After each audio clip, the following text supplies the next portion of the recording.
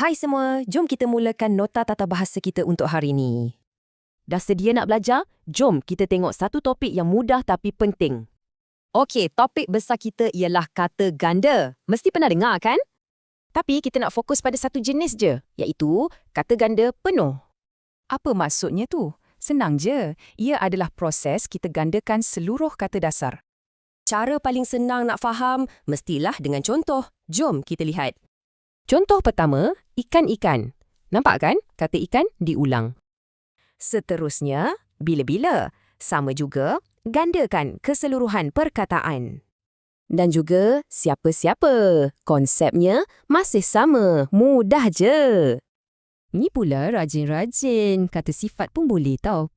Kita ada juga contoh macam ni, baru-baru dan akhir sekali cantik-cantik. Dan nampak polanya.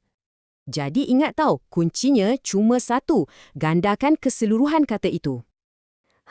Sekarang giliran awak pula. Cuba bagi satu contoh lain, fikirkan.